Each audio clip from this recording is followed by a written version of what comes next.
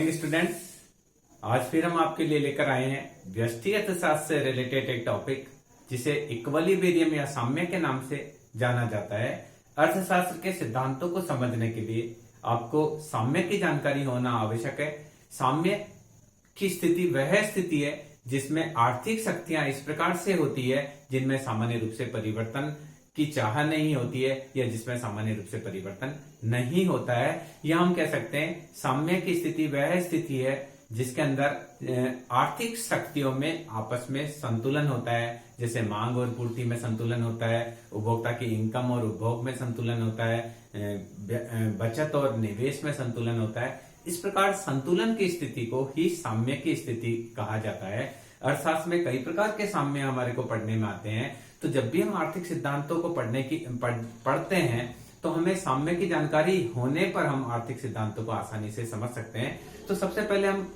यहाँ ये देखेंगे साम्य कहा किसे जाता है, उसके बाद हम ये डिस्कस करेंगे साम्य कौन कौन से प्रकार के होते हैं। तो देखिए साम्य क्या होता है, पहले भी हम इसको डिस्कस कर चुके हैं। जैसे कीमत है, प्राइस है 2 रुपीज, 4 रुपीज, 6 रुपीज, 8 रुपीज और 10 रुपीज। सो प्राइस बढ़ने के साथ डिमांड घटती है, हम पढ़ा 10, 9, 8, 7, 6।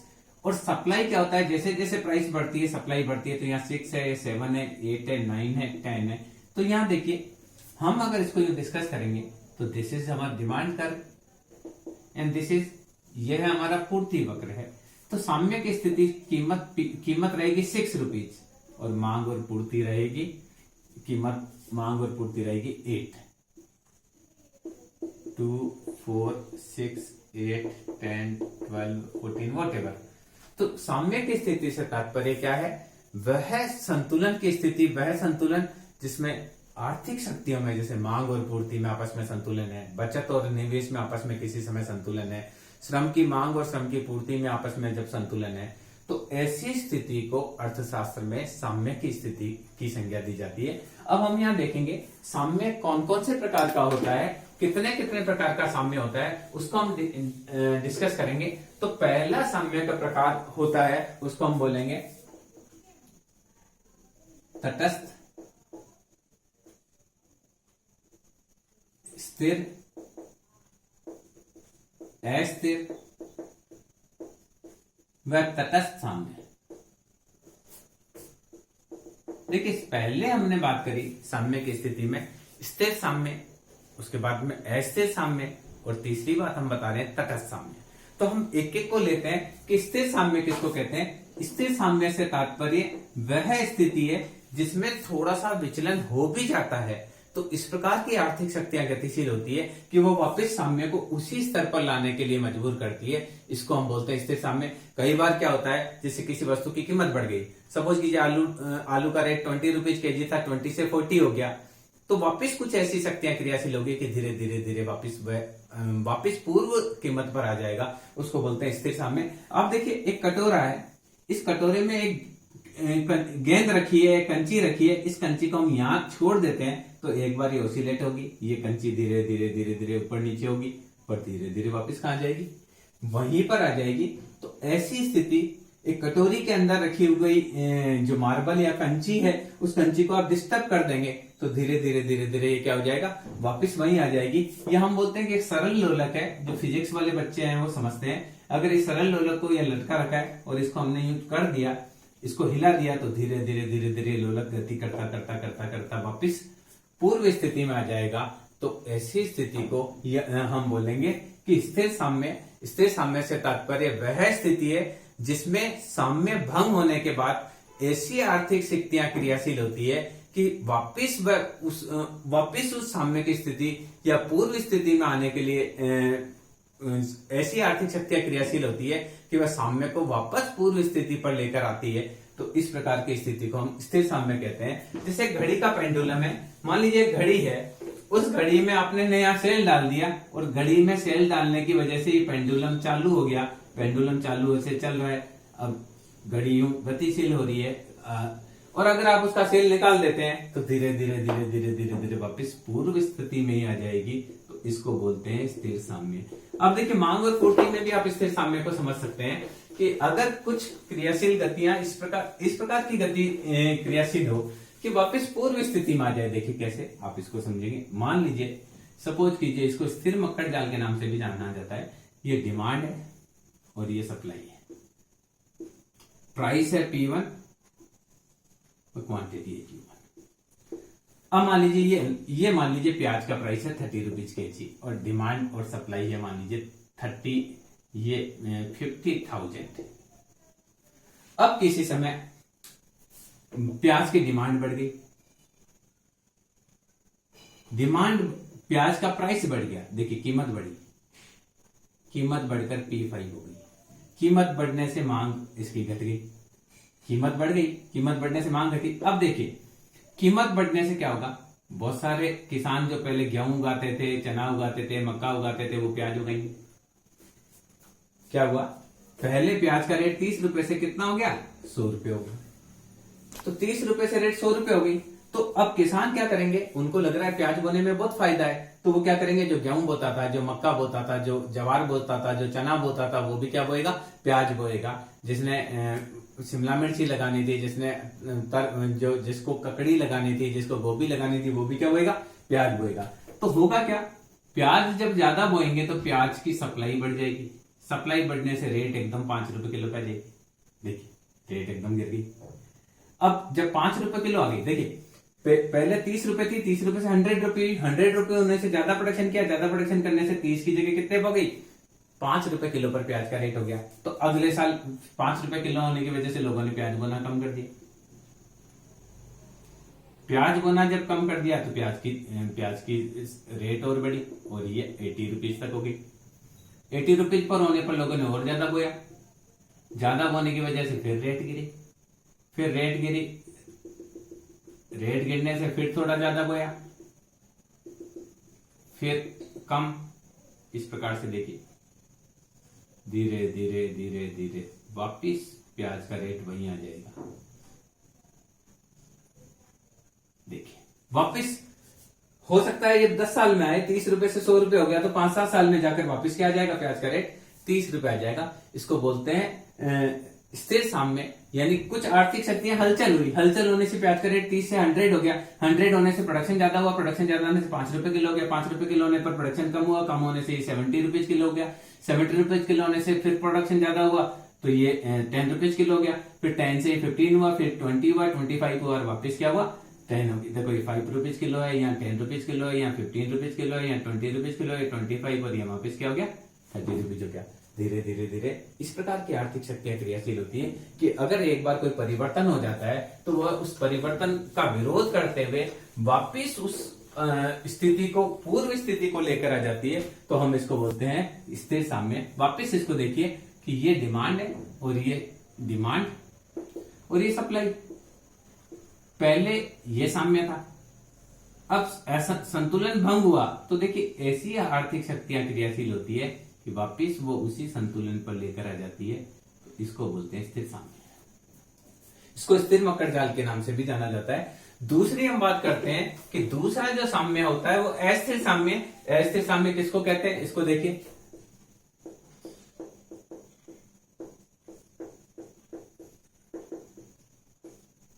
अस्थिर साम्य वह आर्थिक स्थिति है जिसमें एक बार संतुलन भंग हो जाता है तो वापस उसी संतुलन पर नहीं आता है।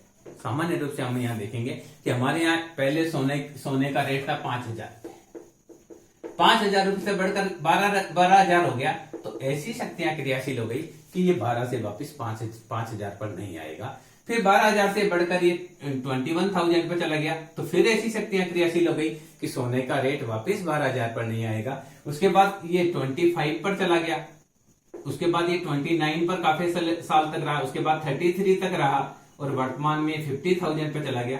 तो जब एक बार संतुलन भंग हो गया सोने का और रेट बढ़ गई तो ऐसी शक्तियां क्रियाशील हुई कि वापिस उसको पूर्व रेट पर नहीं लेकर आती है। इसी प्रकार से तो कुछ हम बात कर रहे हैं कि अस्थिर साम्य वह स्थिति है जिसमें एक बार संतुलन भंग हो जाने पर वापिस पूर्व स्थिति में कुछ ऐसी आर्थिक शक्तियां क्रियाशील हो जाती है कि वापिस वह पूर्व स्थिति के आने का विरोध करती है। उसको हम अस्थिर साम्य की संज्ञा देते हैं। जैसे मान लीजिए ये कटोरी पड़ी है, इसके ऊपर अगर मान लीजिए कंची रखी है, आप थोड़ा सा इसको डिस्टर्ब कर देंगे तो ये स्वतः ही कंची वापस नहीं आएगी।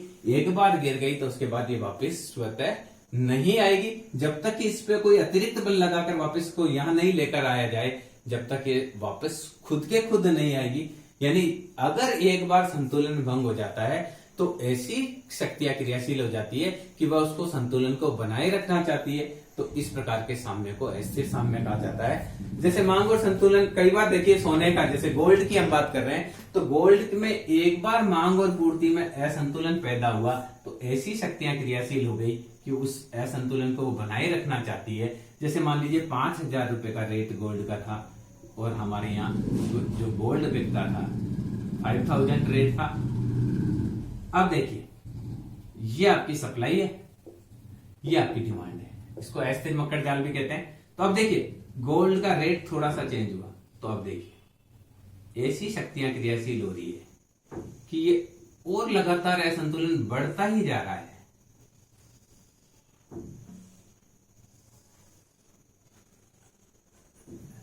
जब देखिए ये अस्थिर मकर जाल की स्थिति है कि पहले 5,000 पर था और मान लीजिए एक्स आइटम बिकता था, एक बार 5,000 से 12,000 हो गया, 12 से ये 29,000 हो गया, 29 से 50,000 हो गया। यानी एक बार इसको अस्थिर मकर जाल की भी संज्ञा देते हैं।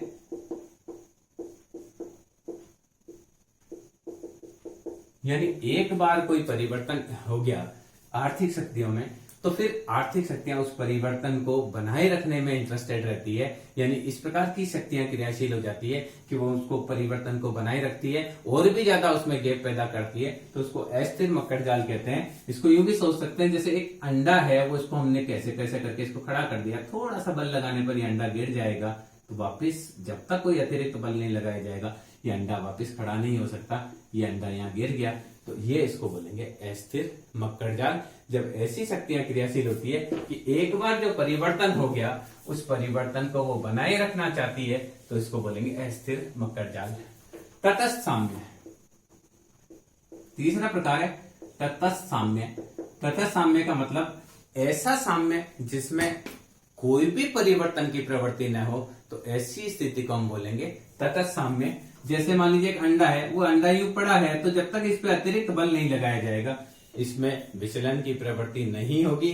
या एक मान लीजिए जहाज है, एक नाव है, ये नाव पानी के बाहर पड़ी है तो जब तक इसमें अतिरिक्त बल नहीं लगाया जाएगा ये नाव में कोई भी चेंज होने वाला नहीं है, ये नाव यूं की हुई पड़ी रहेगी। तो इसको बोलेंगे तटस्थ साम्य।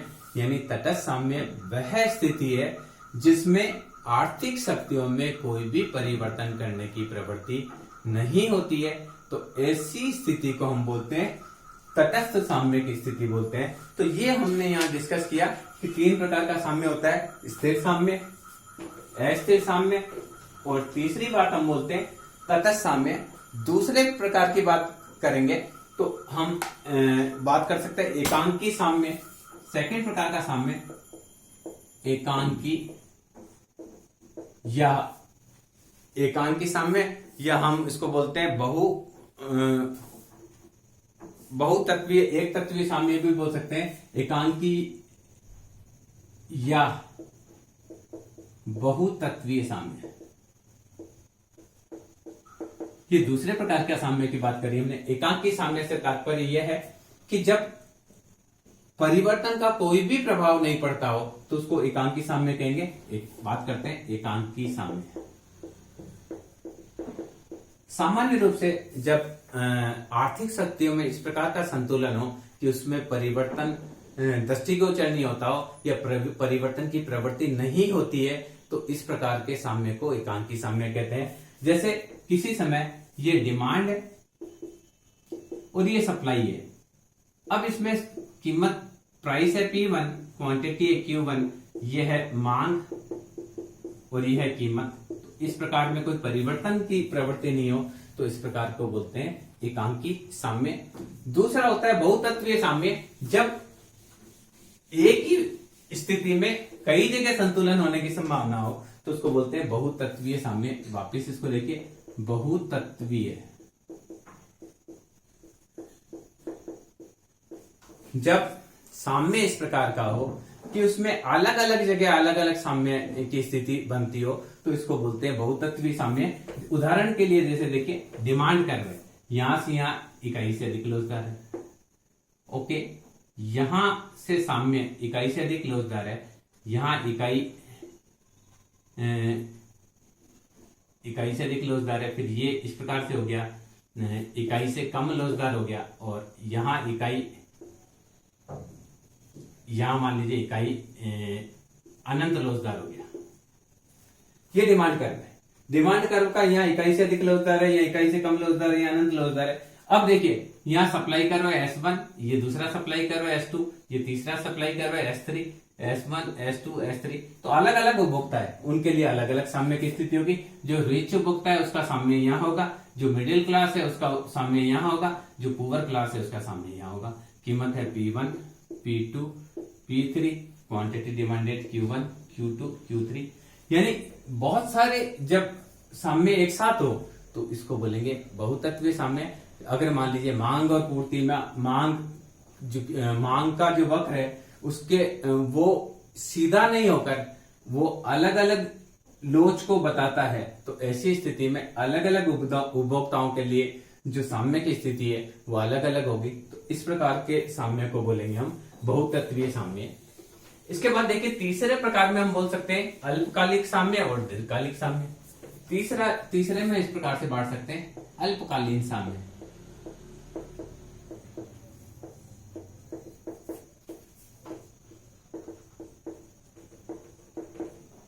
ये समय के आधार पर है। अल्पकालीन साम्य यानी साम्य में बहुत जल्दी परिवर्तन की प्रवृत्ति हो, तो इस प्रकार के साम्य को अल्पकालीन साम्य कहते हैं। एग्जाम्पल देखिए, अल्पकालीन देखिए, कई वस्तुओं की कीमतें हैं वो दिन भर में 3 बार बदल जाती, तो इस प्रकार के साम्य को हम क्या बोलेंगे? अल्पकालिक साम्य बोलेंगे। जहां परिवर्तन की प्रवृत्ति बहुत ज्यादा हो तो ऐसी स्थिति को अल्पकालिक साम्य कहेंगे। कि यहां देखिए, आप इसको देखिए, मान लीजिए ये this is the supply of banana, okay. अब देखिए, in the very beginning demand of banana is high, तो 30 रुपीज किलो बिकता है सुबह सुबह।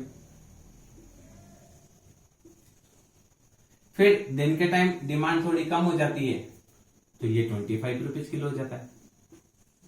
और डिमांड शाम के टाइम और कम हो जाती है तो उसको लगता है शाम तक, कल तक खराब हो जाएगा, तो उसका रेट और कम हो जाता है। ये क्वांटिटी Q1, Q2, Q3, एक जंप E1, E2, E3। अल्पकालिक साम्य से तात्पर्य जब साम्य की स्थिति में बहुत कम समय में परिवर्तन। देखिए, मॉर्निंग में 30 रुपए किलो चल रहा है, दिन के समय 25 रुपीज किलो हो गया, शाम के समय जब यूं लग रहा है कि दुकान बंद करने वाले हैं, वापस केले को लेकर जाना पड़ेगा, अगले दिन हो सकता है खराब हो जाए, जल्दी से नष्ट होने वाली चीज है, तो वो 20 रुपीज किलो हो जाता है, और लास्ट में जाते जाते हो सकता है वो 15 रुपीज किलो भी दे देता है। तो अल्पकालिक साम्य जब साम्य की स्थिति में बहुत ही कम समय में लगातार परिवर्तन होता है डिमांड और सप्लाई में, तो बार बार कीमतें चेंज होती है, तो इस प्रकार के साम्य को बोलते हैं अल्पकालिक साम्य। दीर्घकालीन साम्य क्या होता है? जब लंबे समय तक किसी वस्तु की कीमत वही बनी रहती है तो उसको बोलते हैं दीर्घकालीन साम्य। देखिए, जैसे देखिए, ये सप्लाई ऑफ सपोज कीजिए सप्लाई अनलिमिटेड है शुगर की, और शुगर है 38 रुपीज kg। अब देखिए, डिमांड D1 से D2 हो जाती है, D2 से D3 हो जाती है, तो भी सप्लाई ज्यादा होने की वजह से कीमत वही रहती है। डिमांड Q1 से Q2 हो गई, Q3 हो गई, तब भी संतुलन बिंदु E1 से E2 पर चला गया, E3 पर चला गया, तो लंबे समय तक कीमत वो की वही बनी रहती है।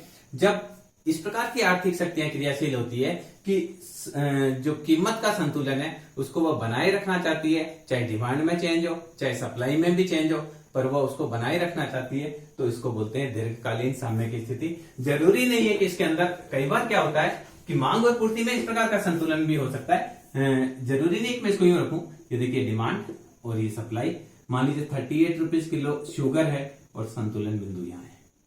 अब क्या होता है, डिमांड बढ़ती है, तो डिमांड बढ़ने के वजह से D' हो जाती है, तो प्राइस बढ़नी चाहिए क्योंकि संतुलन E1 से E2 चले जाना चाहिए। पर होता क्या है कि जो स्टॉक चीनी का है वो स्टॉक बाहर हो जाता है, जितनी डिमांड बदलती है उतनी की उतनी सप्लाई भी चेंज हो जाती है, Q1 demand and supply Q1 से बढ़कर क्या हो गई, Q2 हो गई, और संतुलन बिंदु E1 से E2 हो गया, पर प्राइस वही बनी रहती है। There is no change in the price because there is a same proportional change in the demand and supply of the commodity, so the price remain unchanged. We will say it's a long term, ये हम ये बोल सकते हैं 7 दिन से ज्यादा अवधि तक अगर किसी वस्तु की कीमतों में परिवर्तन नहीं होता है तो हम उसको बोलते हैं दीर्घकालीन साम्य। और अगर थोड़े थोड़े समय में कीमतों में परिवर्तन होता है तो उसको अल्पकालीन साम्य की संज्ञा दी जाती है। तो अल्पकालीन साम्य में जैसे मान लीजिए, देखिए ये डिमांड है, ये सप्लाई है, प्राइस है P1, डिमांड बदल जाती है D डैश तो प्राइस P2 हो जाती है, Q1 से Q2 पर चला गया। अब सप्लाई ज्यादा चेंज हो जाती है, S डैश हो जाती है, तो संतुलन E1 से E2 पर चला गया था, अब वो E3 पर आ जाता है तो प्राइस P0 हो जाती है। तो ये बार बार चेंज को बोलते हैं अल्पकालिक साम्य, और अगर लंबे समय तक वही कीमत बनी रहती है तो उसको हम बोलते हैं दीर्घकालीन साम्य। इसके बाद देखिए अगला जो प्रकार है उसको चौथे नंबर का साम्य जिसको हम बोलेंगे वो बोलेंगे स्थैतिक संतुलन एवं प्रावेगिक संतुलन। वह प्रावेगिक साम्य। अगला जो साम्य है स्थैतिक साम्य से तात्पर्य कि किसी भी प्रकार का कोई परिवर्तन नहीं हो। अगर देखिए लंबे अवधि तक कोई भी परिवर्तन नहीं होता है, आर्थिक शक्तियां एकदम स्थिर रहती है, ये बिल्कुल स्थिर साम्य की तरह ही, तो उसको बोलते हैं स्थैतिक साम्य की संज्ञा देते हैं। स्थैतिक साम्य से तात्पर्य क्या है कि आर्थिक शक्तियों में जब 7 दिन से अधिक अवधि तक भी कोई भी परिवर्तन नहीं होता है तो इसको स्थैतिक साम्य की संज्ञा देते हैं। सामान्य रूप से जैसे कीमतों में कोई परिवर्तन नहीं होता है तो इसको बोलते हैं स्थैतिक साम्य। ये देखिए जैसे ये डिमांड है और ये सप्लाई है, प्राइस है P1।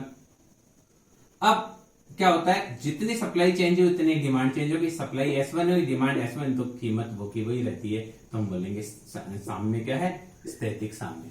प्रावेगिक साम्य से तात्पर्य जब बहुत कम अवधि में जो प्राइस है बिल्कुल पहले वाला जो साम्य है उससे मिलता जुलता है, नाम का डिफरेंस है। प्रावेगिक का मतलब है आर्थिक शक्तियों में संतुलन होता है और आर्थिक शक्तियों में परिवर्तन होता है और परिवर्तन के साथ संतुलन की स्थिति भी बदलती है। मान लीजिए सप्लाई चेंज हुई और सप्लाई के साथ डिमांड भी चेंज हुई, नया संतुलन E1 से E2 पर चला गया क्योंकि दोनों में डिफरेंस था, तो P1 से प्राइस P2 हो गई, क्वांटिटी Q1 से Q2 हो गई, तो इसको बोलेंगे प्रावेगिक साम्य। इसी प्रकार से पांचवा जो साम्य होता है उसकी बात हम करेंगे, उसको हम बोलेंगे सामान्य साम्य और आंशिक साम्य। ये लास्ट साम्य है, उसके बाद हम अपनी बात को खत्म करेंगे। तो हम बात कर रहे हैं 5th प्रकार के साम्य की, तो यह है एक आंशिक साम्य व सामान्य साम्य। आंशिक साम्य का मतलब जब अर्थव्यवस्था का कोई विशिष्ट इकाई संतुलन में होती है तो उसको आंशिक साम्य की संज्ञा देते हैं। जैसे एक फर्म में संतुलन हो, एक उद्योग में संतुलन हो, एक व्यक्ति का संतुलन हो, एक वस्तु का संतुलन हो, तो इस प्रकार के साम्य को हम आंशिक साम्य कहते हैं। जैसे मान लीजिए मटर का प्राइस है, demand for peanuts and supply of peanuts and price is here and quantity is Q1, तो इसको बोलेंगे आंशिक साम्य, क्योंकि हमने किसका निकाला है, मटर का साम्य निकाला है, पूरी अर्थव्यवस्था का साम्य नहीं निकाला। एक अर्थव्यवस्था की किसी विशेष इकाई का अध्ययन करके उसका साम्य का अध्ययन करते हैं। जैसे एक फर्म है, जैसे बहुत सारी सीमेंट की फर्म है, उसमें से हम श्री सीमेंट का अध्ययन करते हैं, वो आंशिक साम्य है। बहुत सारी कपड़े की फर्म है, उसमें से हम मान लीजिए मयूर शूटिंग का अध्ययन करते हैं, वो आंशिक साम्य। बहुत सारे लोग कमाते हैं, एक व्यक्ति आय का अध्ययन करते हैं, तो आंशिक साम्य। पर अगर पूरी अर्थव्यवस्था का एक साथ संतुलन का अध्ययन करते हैं, जैसे ये देखिए 45 डिग्री पर एंगल है और ये है C + I + G और ये संतुलन की स्थिति है, राष्ट्रीय आय Y1, तो यह जो साम्य है इसको, ये पूरी अर्थव्यवस्था का साम्य है, या हम कह सकते हैं समष्टि अर्थशास्त्र से रिलेटेड साम्य है, तो इसको सामान्य साम्य की संज्ञा देते हैं। यानी जब पूरी अर्थव्यवस्था के सभी अंग एक साथ संतुलन में हो तो उस साम्य को हम सामान्य साम्य कहते हैं। मान लीजिए इन्वेस्टमेंट बढ़ा, ये C + I + delta I + G हुआ, तो संतुलन E1 से E2 पर चला गया, तो ये जो संतुलन है वो सामान्य संतुलन को बताएगा, क्योंकि ये पूरी अर्थव्यवस्था से रिलेटेड साम्य है। अगर हम केवल मटर है, मटर की डिमांड ब्याह शादी की वजह से बढ़ गई, डीपी डैश हो गई, तो कीमत मटर की बढ़ गई, P1 से P2 हो गई। तो ये जो सामान्य साम्य है वो आंशिक साम्य है, क्योंकि ये वस्तु विशेष के बारे में साम्य बताता है, जबकि पूरी अर्थव्यवस्था का साम्य है, तो इसलिए इसको हम सामान्य साम्य की संज्ञा दी जाएंगे। तो इस वीडियो में हमने ये जाना कि साम्य कितने प्रकार के होते हैं। हमने 5 प्रकार के साम्य को डिस्कस किया था, जिसमें हमने सामान्य साम्य, तटस्थ साम्य, स्थिर साम्य, अस्थिर साम्य की बात करी थी। उसके बाद हमने अल्पकालिक साम्य, दीर्घकालिक साम्य की बात करी, स्थैतिक साम्य, प्रावेगिक साम्य की बात करी, एक तत्वीय साम्य, बहुतत्वीय साम्य की बात करी, और लास्ट में हमने ये भी डिस्कस किया कि आंशिक साम्य किसे कहते हैं और सामान्य साम्य किसे कहते हैं। साम्य में बहुत सारी चीजें एक दूसरे से मिक्स करती है। नाम जैसे स्थिर साम्य है, स्थैतिक साम्य आपस में मिक्स करते हैं, पर अलग अलग विचारकों के द्वारा उनका अलग अलग नाम दिया है, इसलिए हमने इसको अलग अलग रूप से डिस्कस किया है। तो मैं ये समझता हूं कि इसको समझने के बाद साम्य किसे कहते हैं ये आपको समझ में आया होगा। मूल रूप से हम कहते हैं कि तराजू के दोनों पलड़े जो हैं वो एकदम संतुलन में है, बराबर की स्थिति में है, तो उसको हम बोलेंगे संतुलन की स्थिति है। जैसे हम तराजू में एक तरफ 1 किलो का वाट रख दिया, 1 किलो एक तरफ मटर रख दिया, और तराजू एकदम बीचों बीच है, इधर भी 1 ग्राम कम नहीं है, इधर भी 1 ग्राम कम नहीं है, तो उस स्थिति को हम बोलते हैं कि संतुलन में है, साम्य की स्थिति में। तो हम यहाँ ये डिस्कस कर रहे थे कि अर्थशास्त्र में कौन कौन से साम्य होते हैं। मुझे लगता है कि इससे आपको काफी कुछ समझ में आया होगा कि साम्य किसे कहते हैं। अगर आपको एक बार में नहीं समझ में आता है तो आप इस वीडियो को दोबारा देखिए, आपको 100% समझ में आएगा, ऐसा मेरा विश्वास है। Thank you.